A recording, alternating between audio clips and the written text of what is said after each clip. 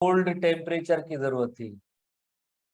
आपने अक्सर ये भी सुना होगा कि जिस साल में या जिस सीजन के अंदर सर्दियां जो है बहुत ही तेज ज्यादा होती हैं, उस सीजन के अंदर जो है गंदम का फसल अच्छा होता है। रीजन का मालूम नहीं होता है, बट जो ग्रोअर्स होते हैं उन्हें ऐसी बातें करते हैं, हम सुनते हैं कि जब भी जैसे सर्दियों की मौसम ज्यादा होती है तो गंदम का फसल अच्छा होता है। डोंट नो रीजन, बिकॉज ये जो विंटर सीजन है कोल्ड टेम्परेचर नेसेसरी होता है वेजिटेटिव पीरियड के लिए। अगर कोल्ड टेम्परेचर वेजिटेटिव पीरियड के लिए नेसेसरी है तो ही देन जो आगे फ्लावरिंग होगी इस सीजन के अंदर। जैसे मार्च के बाद आगे तो कोल्ड होगी नहीं, कोल्ड का एक्सपोजर ही नहीं होगा, कोल्ड का एक्सपोजर नहीं होगा तो देन आगे वेजिटेटिव ग्रोथ नहीं होगी, देन जो है सीड भी नहीं बनेगी। तो साइंटिस्ट ने, और इसी रीजन की वजह से साल के अंदर 1 ईयर के अंदर एक ही क्रॉप जो वीट का हमें मिलता है, 2 क्रॉप नहीं मिलते। भले जमीन पड़ी हो, सीड पड़े हो, सब कुछ मैन पावर भी मौजूद हो, पर साल के अंदर 2 गंदम की फसल हमें नहीं मिलते, नेचुरली नहीं मिलते।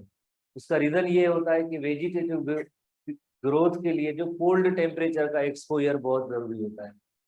अब साइंटिस्ट ने एक टेक्निक जैसे आइडेंटिफाई की है, वो कहते हैं कि लाइक जो वेजिटेटिव पीरियड के लिए कोल्ड टेम्परेचर का होना जरूरी होता है। तो एक यंग प्लांट्स या इम्बाइब्ड सीड्स, जो अर्ली स्टेज में जो इन सीड्स को या यंग प्लांट को अगर चिलिंग और कोल्ड ट्रीटमेंट दी जाए, चिलिंग और कोल्ड ट्रीटमेंट दी जाए अर्ली स्टेज में, तकरीबन जैसे हमारे बुक के अंदर लिखा हुआ है 0.5 डिग्री सेंटीग्रेड तक फ्यू वीक्स तक इनको रखा जाए, फ्यू वीक्स तक इनको रखा जाए।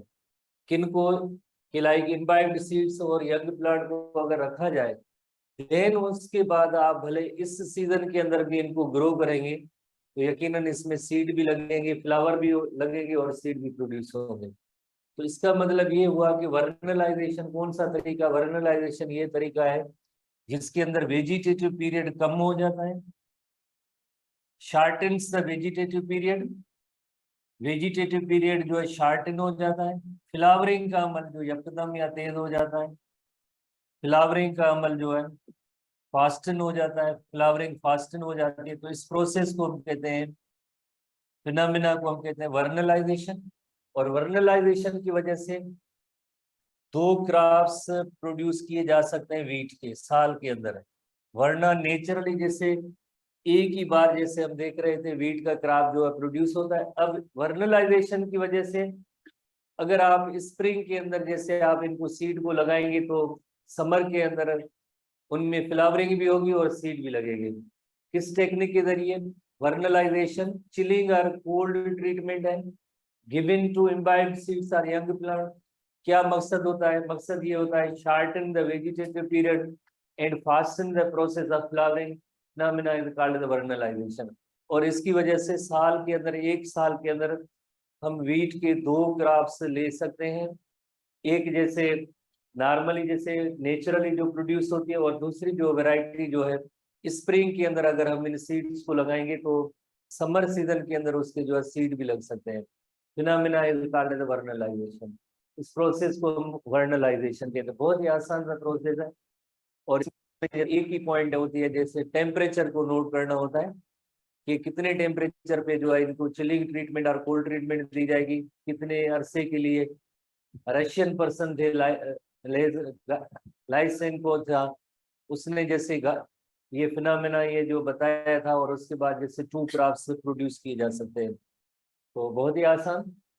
अब हम नेक्स्ट एसटीबी की पॉइंट्स को देखते हैं, डेफिनेशन वाइज भी देखते हैं और प्रोसेस। मेरे साथ आपने नोट नहीं किया है, करो नोट, फोटो को हाँ?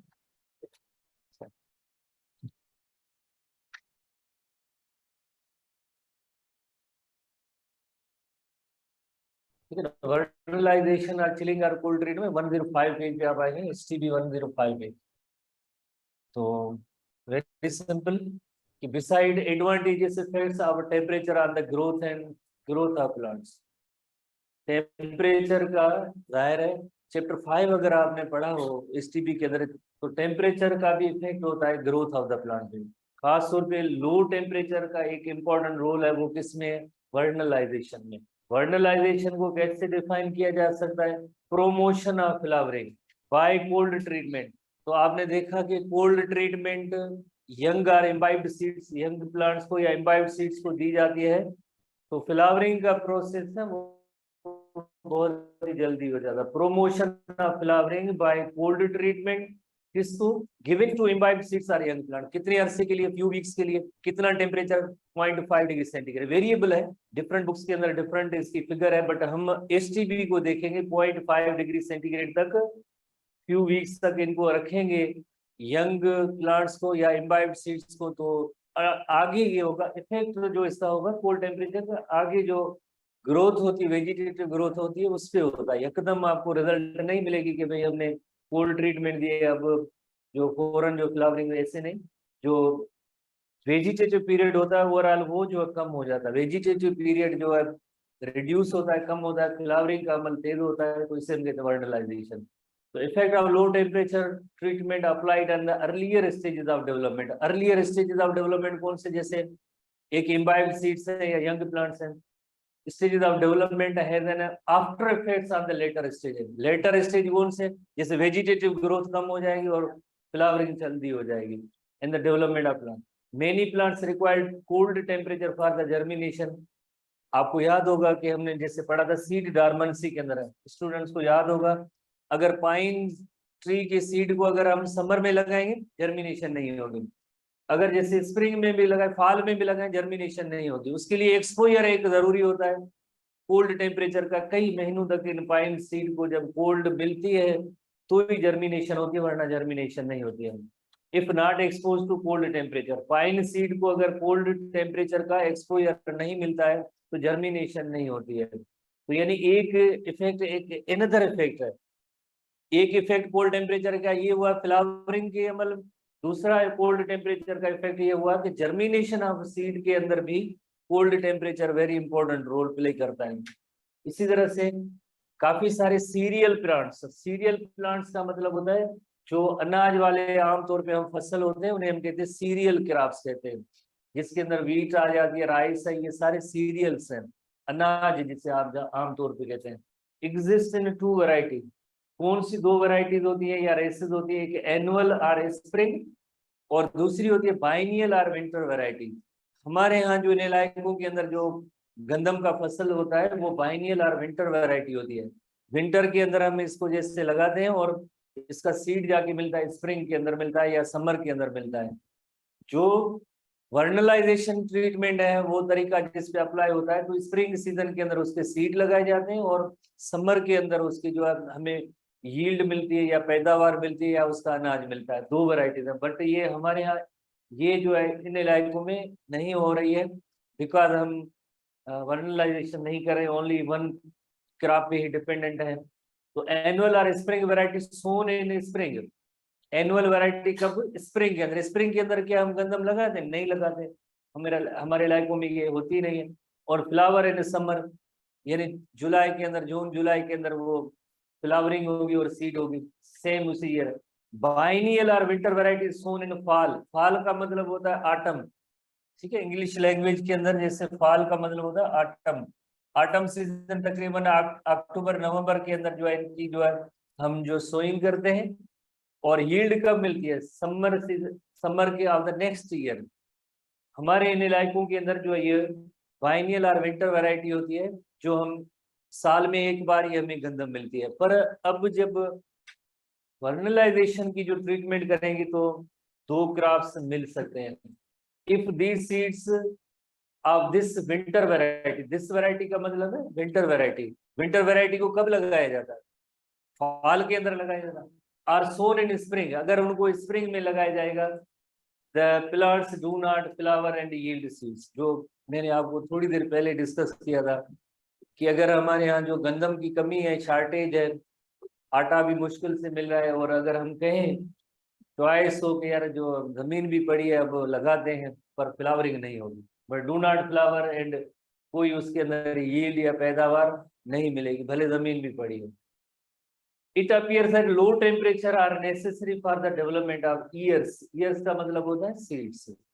आखिर में वेजिटेटिव ग्रोथ कंप्लीट होती है ना वीट की, तो उसके बाद उसके अंदर जो सीड लगते हैं, जो उस सेक्शन को कहते हैं ईयर्स कहते हैं। ये जो सेक्शन है इसे ईयर्स कहते हैं, ठीक है ना, ये इन्हें हम कहते हैं ईयर्स कहते हैं, ठीक है ना। If necessary for the development of years in the winter variety, cold का एक्सपोजर बहुत ही जरूरी होता है। इसी वजह से आप देखें नेचुरली गंदम का जो क्रॉप होता है उसी मौसम में लगाया जाता है, जब जाहिर है हजारों साल लगे होंगे इसकी डेवलपमेंट के हवाले से कि विंटर वैरायटी जो है सिर्फ ये कोल्ड टेम्परेचर के एक्सपोजर से होती है। सिमिलरली बाइनियल लाइक टर्निप, ये दूसरे प्लांट है, विंटर सीरियल के अलावा दूसरे प्लांट्स हैं बाइनियल जो उनके अंदर भी लाइक जो शुगर बीट है will not produce flower if not expose to cold winter. जैसे ये विंटर वैरायटी है उसको अगर कोल्ड का एक्सपोजर नहीं मिलता है फ्लावरिंग नहीं होगी। सिमिलरली और भी ऐसे प्लांट्स हैं इनको अगर कोल्ड का एक्सपोजर नहीं मिलेगा तो भी फ्लावरिंग नहीं होगी। जैसे विंटर वैरायटी को अगर कोल्ड का एक्सपोजर नहीं मिलेगा तो फ्लावरिंग नहीं होगी। सिमिलरली ये भी प्लांट्स है, टर्निप है या शुगर बीट है, इनको भी अगर सेम उसी तरीके से अगर विंटर का एक्सपोजर नहीं मिलेगा तो फ्लावरिंग नहीं होगी, कोल्ड का एक्सपोजर नहीं मिलेगा तो फ्लावरिंग नहीं होगी। ठीक है, एक तो सीरियल क्रॉप्स के अंदर ये अमल हो रहा है, दूसरा other than cereal crops turnip है या शुगर बीट है उनमें भी ये सेम अमल हो रहा है इस तरह।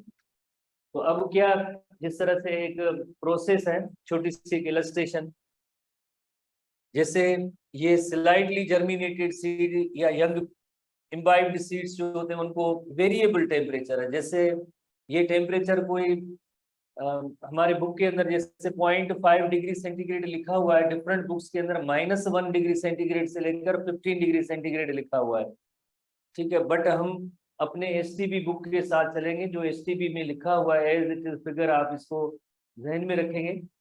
तो यहाँ पे दो कंडीशंस दी गई हैं, जैसे for example no chilling treatment, इस सीड को अगर चिलिंग ट्रीटमेंट ना दी जाए, ना ऑर्डिनरी टेम्परेचर पे रखा जाए, तो इसके अंदर जो आगे जो फ्लावरिंग का अमल नहीं होगा।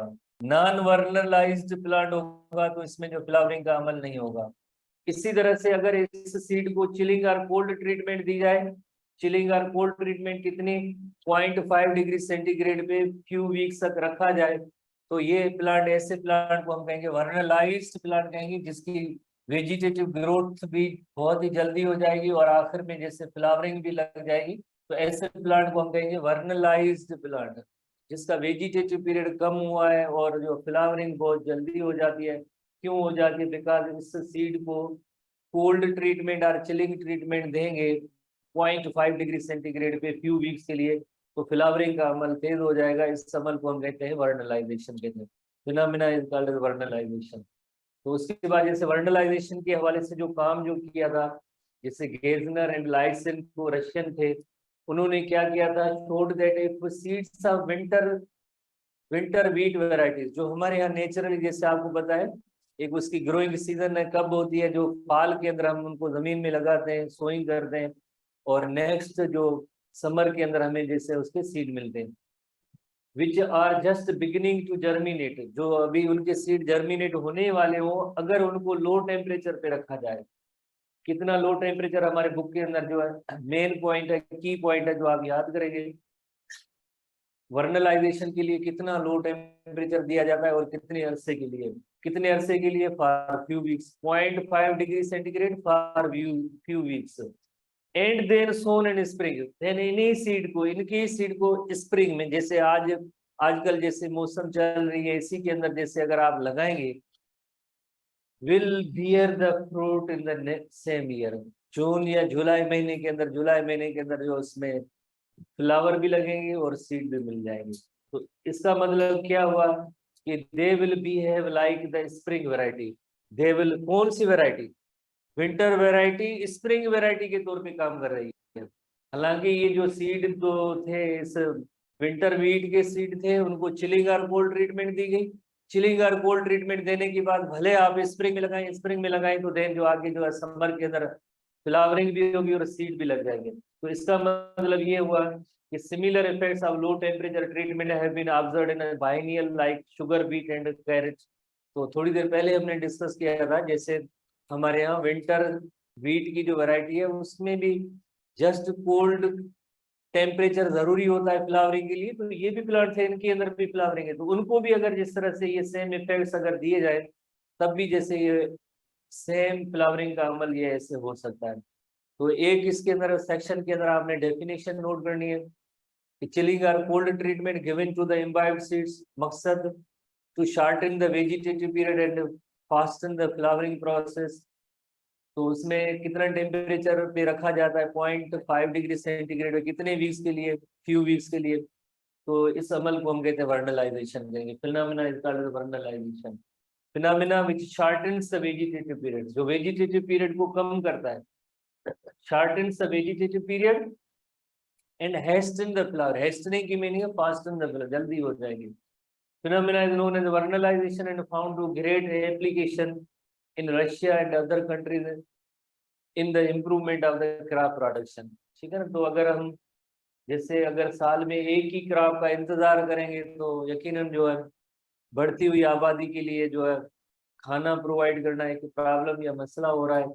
अगर ऐसी टेक्निक्स को हम लार्ज स्केल पे अप्लाई करेंगे तो एक साल के अंदर वीट के भी हम 2 क्रॉप्स ले सकते हैं, इम्प्रूवमेंट ऑफ क्रॉप के ऐसे इसके यील्ड को ले सकते हैं। So it is now understood that certain physiological processes are triggered by this phenomena which induce flowering. तो आगे जो है फ्लावरिंग प्रोसेस को इंड्यूस कराते हैं। ठीक है ना, होपफुली आपने इसको वर्नलाइजेशन की हीटिंग को समझ लिया होगा। थोड़ी सी पॉइंट है, इतनी कोई बिग पॉइंट्स इसमें नहीं है। ठीक है, उसके बाद नेक्स्ट हम आते हैं फोटो पीरियडिज्म पे आते हैं। फोटो पीरियडिज्म पढ़ने से पहले जैसे आपको थोड़ी सी एक जनरल साइंस या सोशल साइंस या जाग्राफी के हवाले से आपको ये मालूम होगा, एक जैसे साल के अंदर ऐसा दिन होता है जो जिसे हम कहते हैं लॉन्ग डे कहते हैं, द लॉन्गेस्ट डे। जिस दिन लॉन्गेस्ट डे होता है उस दिन शॉर्टेस्ट नाइट होती है। इसी तरह से साल के अंदर एक ऐसा दिन होता है जिसमें लॉन्गेस्ट नाइट होती है। तो उस लॉन्गेस्ट नाइट वाले लाइक अदर एस्पेक्ट के अंदर क्या होगा, शॉर्टेस्ट डे होगा। तो ये अर्थ की रोटेशन के हवाले से ये साल के अंदर ऐसे इवेंट्स होते रहते हैं। तो आपको इन डेट्स के बारे में यकीनन थोड़ा बहुत इल्म होगा, नॉलेज होगा कि कब ये होता है, लॉन्गेस्ट डे कब होता है। 21 जून को लॉन्गेस्ट डे होता है। तो दूसरे लफ्जों में हम कहेंगे लॉन्गेस्ट डे हुआ तो यकीनन शॉर्टेस्ट नाइट होगी। इसी तरह से अगर लॉन्गेस्ट नाइट कब होती है, 21 दिसंबर को होती है, 21 दिसंबर को होती है। तो आप थोड़ी सी इस फिनोमिना को समझेंगे ना तो आप नेक्स्ट हेडिंग को समझने में आसानी होगी। जैसे लॉन्गेस्ट नाइट 21 दिसंबर अभी जो पास हो गया है, 2-3 महीने हुए, उस दिन जो है बहुत ही छोटा दिन था और लॉन्गेस्ट नाइट थी। उसके बाद जैसे 21 दिसंबर के बाद ये होने लगा है कि आहिस्ता आहिस्ता दिन बड़े हो रहे हैं। ये सबसे छोटा दिन था ना, उसके बाद आहिस्ता आहिस्ता दिन बड़े हो रहे हैं, दिन बड़े हो रहे हैं और रातें जो है वो छोटी हो रही है, दिन बड़े हो रहे हैं और नाइट्स जो है स्मॉलर हो रहे हैं। तो देन 21 जून जब आएगी तो उस दिन जो है सबसे बड़ा दिन होगा, द लॉन्गेस्ट डे होगा और शॉर्टेस्ट नाइट होगी। 21 जून के बाद में क्या होगा, बाद में आहिस्ता आहिस्ता दिन छोटे होते जाएंगी और रातें बड़ी होती जाएंगी। दिन छोटे होते जाएंगे, छोटे होते जाएंगे, रातें जो है नाइट से बड़ी होती जाएंगी। देन 21 दिसंबर आएगा तो उस दिन जो है बहुत ही बड़ी जो है नाइट होती है। इस तरह से जो है ये साइकिल चलता रहता है, छोटे दिन का या छोटी रात हो, किस तरह से ये अमल होता है।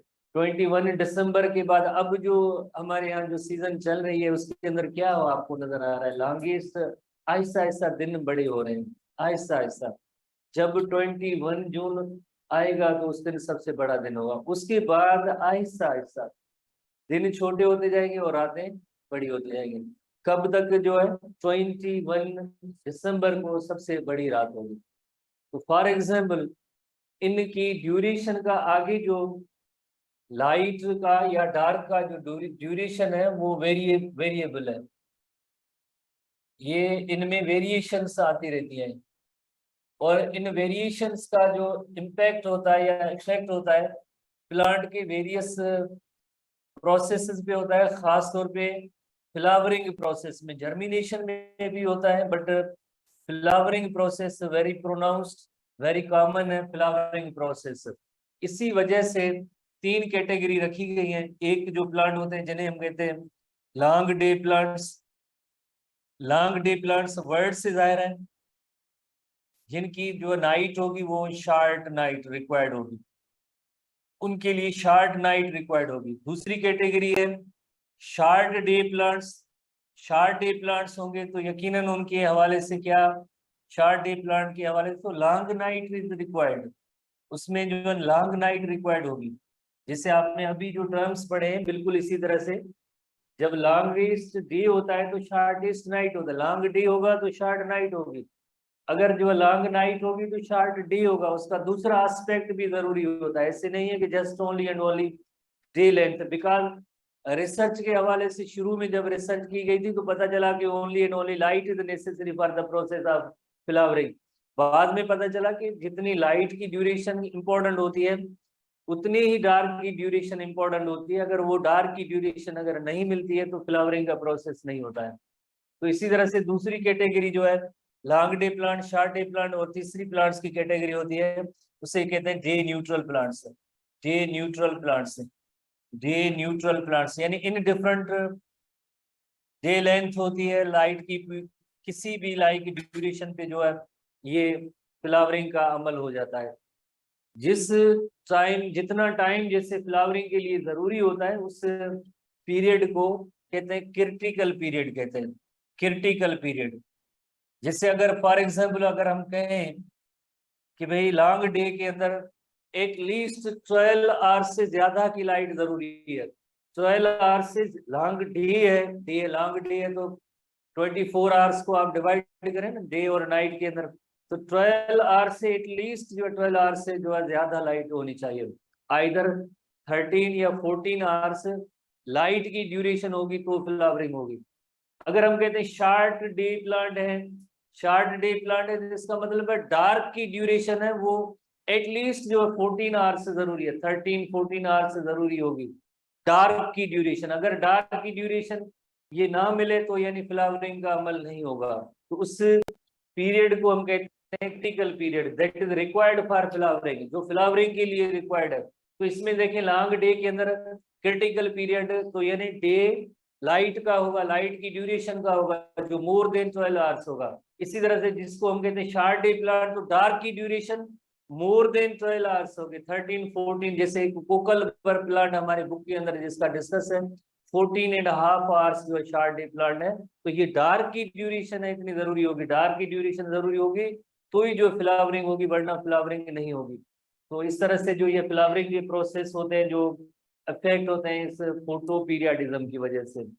Phenomena is called the photo periodism. दो लफ्ज पहले सीखेंगे, relative length of the day and night is called the photo period, और इस फोटो पीरियड के इफेक्ट्स जो होते हैं प्लांट्स पे उसे हम कहते हैं फोटो पीरियडिज्म।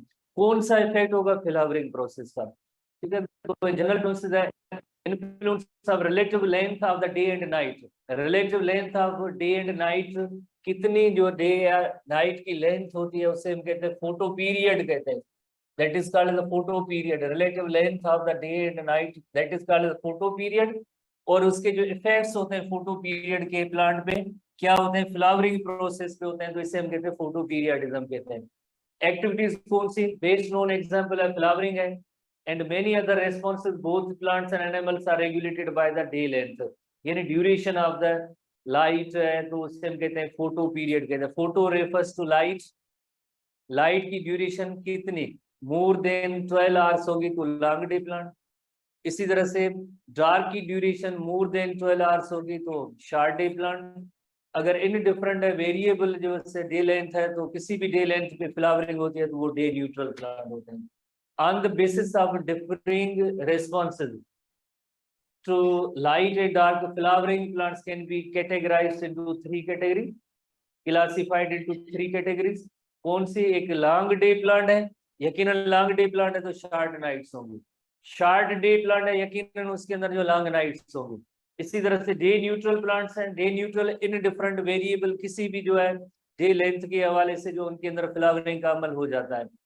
तो इसके अंदर जो बेसिक क्वेश्चन है या entry test point of view से जो क्वेश्चन होता है वो एग्जाम्पल का है, इसके अलावा और कुछ भी नहीं है। अगर आप वर्ड देखेंगे शार्ट डे प्लांट, तो यकीनन वर्ड से जाहिर है कि इसमें लॉन्ग नाइट या डार्क की ड्यूरेशन जरूरी होती है। लॉन्ग डे प्लांट, वर्ड से जाहिर है कि इसमें लाइट की ड्यूरेशन है वो ज्यादा चाहिए, मोर देन 12 आवर्स चाहिए। जो मेन क्वेश्चन है जो वो जस्ट एग्जाम्पल का है। अगर प्लांट सेक्शन एंट्री टेस्ट में इंक्लूड होता है तो इसकी जो एग्जाम्पल वाइज आप हर कैटेगरी को याद करते हैं। जैसे मैं हमेशा स्टूडेंट को कहता हूँ, चाहे जर्मिनेशन हो चाहे इन्फ्लोरेसेंस हो, जिसके अंदर जो हर प्लांट का जो एग्जाम्पल है वो याद करना जरूरी होता है। और ये ऐसे सवाल रिसेंट जो जो टेस्ट हुई हैं जिनके अंदर प्लांट सेक्शन इंक्लूड था, तो उसमें ये एक दो क्वेश्चन आते ही रहते हैं। तो क्रेमिंग टाइप के जरा क्वेश्चन है, तो जस्ट इनको याद करना है। जो हमारे एसटीबी बुक के अंदर जो एग्जाम्पल दिए गए हैं उनको आप याद करेंगे। तो जस्ट इसी फेसिंग पेज पे हमने लिख दिए कि लॉन्ग डे प्लांट्स की कौन से एग्जाम्पल है, पीटूनिया, स्पेनिश, रेडिश एंड लेटिस है। शार्ट डे प्लांट या जिससे हम कहते हैं लॉन्ग डे प्लांट कहते हैं, क्राइसेथेमस, पोइनसेटिया, देन कोकल बर है। कोकल बर के हवाले से बहुत ही इंपॉर्टेंटली हमारी बुक के अंदर 14.5 आवर्स वो किसके होंगे, 14.5 आवर्स होंगे। ये डार्क की ड्यूरेशन की जरूरी होगी तो ही फ्लावरिंग होगी, अदरवाइज फ्लावरिंग नहीं होगी। वरना तो पहले जैसे समझ रहे थे only light is necessary for the flowering process, बाद में जब एक्सपेरिमेंटेशन की गई तो dark is also necessary for the flowering. कैसे हमें एक छोटी इलस्ट्रेशन के जरिए समझते हैं कि डार्क की ड्यूरेशन कितनी इंपॉर्टेंट होती है। फॉर एग्जाम्पल इस कैटेगरी पे आप आए, यानी शुरू में आप देखें कि ये लाइट की ड्यूरेशन है, येलो कलर जो लाइट को शो कर रहा है ये लाइट का पीरियड है, ये लाइट का पीरियड है। और ये जो ब्लू कलर है, जैसे ब्लू कलर है ड्यूरेशन ऑफ द डार्कनेस है, ये डार्कनेस की ड्यूरेशन है। तो ये जो मिडिल लाइन जो आपको नजर आ रही है, यानी ये 12 आवर्स है, ये भी 12 आवर्स है, ये भी 12 आवर्स। तो आपको क्या लग रहा है कि ये 12 आवर्स से लाइट की ड्यूरेशन कम है या ज्यादा है? ज्यादा है। और अगर ऐसे शार्ट डे प्लांट्स को लाइट मोर देन 12 आवर्स होगी तो फ्लावरिंग नहीं होगी। वर्ड से जाहिर है क्योंकि शार्ट डे प्लांट है तो डार्क की ड्यूरेशन ज्यादा होनी चाहिए। अगर उसको कंडीशन आप ऐसी या इवन आर्टिफिशियली कंडीशन दी, आप उसको दें कि लाइट की ड्यूरेशन मोर देन 12 आवर्स कर दें तो फ्लावरिंग नहीं होगी। इसी तरह से अगर आप देखें ये डार्क की ड्यूरेशन 12 आवर्स से ज्यादा है, 12 आवर्स से ज्यादा है, लाइट की ड्यूरेशन कम है, तो इसमें शार्ट डे प्लांट के अंदर यकीनन जो है फ्लावरिंग होगी।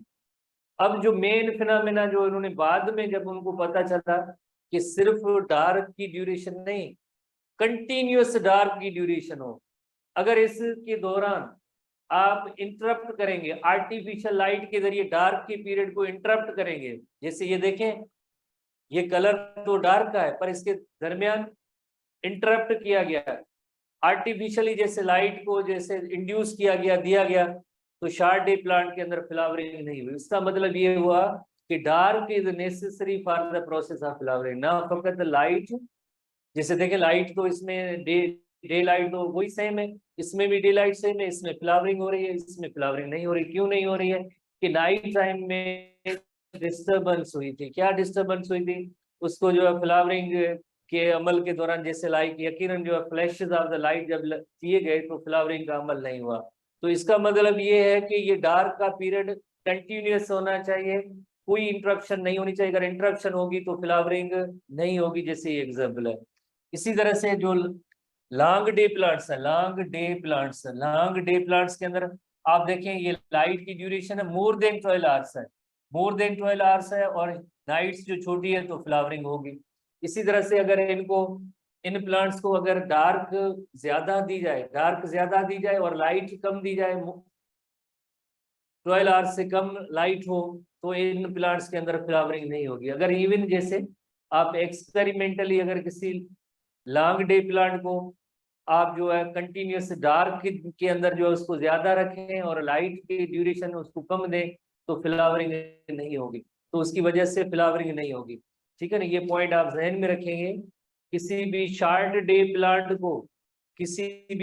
डे प्लांट को मोर देन 12 आवर्स अगर आप लाइट देंगे फ्लावरिंग नहीं होगी। इसी तरह से किसी भी लॉन्ग डे प्लांट को मोर देन 12 आवर्स अगर आप डार्क में रखेंगे तो फ्लावरिंग नहीं होगी। ये 2 पॉइंट आपके जहन में होंगी, तो आगे एक नेक्स्ट जो एक टॉपिक होगा वो समझने में आपको आसानी होगी। ठीक है, कौन सी 2 पॉइंट? अगर आप शार्ट डे प्लांट को मोर देन 12 आवर्स देंगे तो फ्लावरिंग नहीं होगी।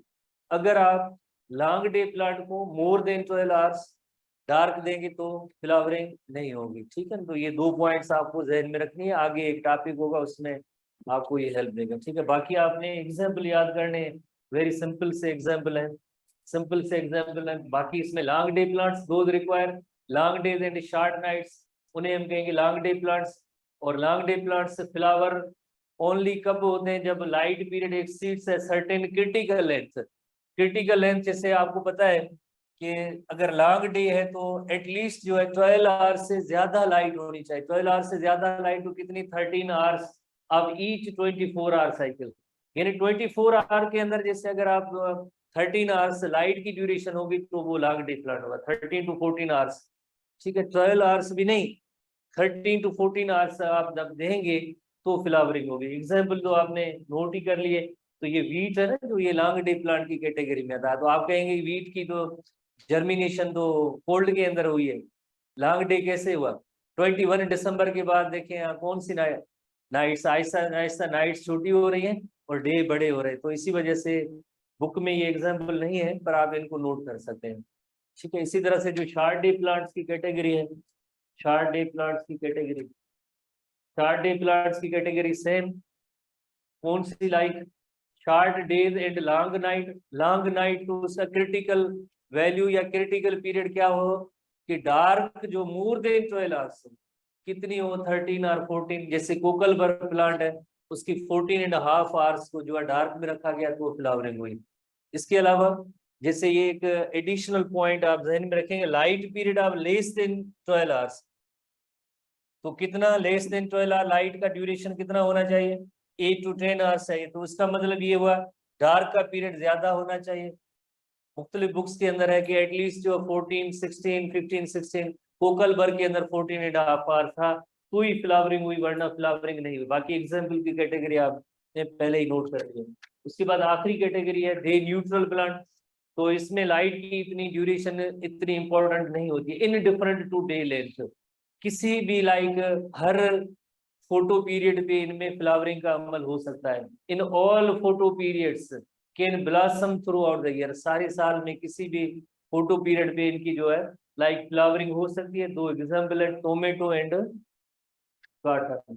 तो ये जो है ये न्यूट्रल प्लांट है। तो आप देखें ये कौन सी ड्यूरेशन है? डार्क की ड्यूरेशन। डार्क की ड्यूरेशन कम, लाइट की ज्यादा है तो भी फ्लावरिंग हो रही है। इसी तरह से लाइट की ड्यूरेशन कम, डार्क की ज्यादा तो भी फ्लावरिंग हो रही है। और इवन जो है इंटरप्ट भी किया जा रहा है क्रिटिकल फोटो पीरियड, तब भी जैसे उनके अंदर जो फ्लावरिंग का अमल हो रहा है। तो ऐसे प्लांट्स को हम कहते हैं day neutral plant. Indifferent to day length, किसी भी डे लेंथ पे जो है इनकी जो है फ्लावरिंग का अमल हो सकता है। कल हम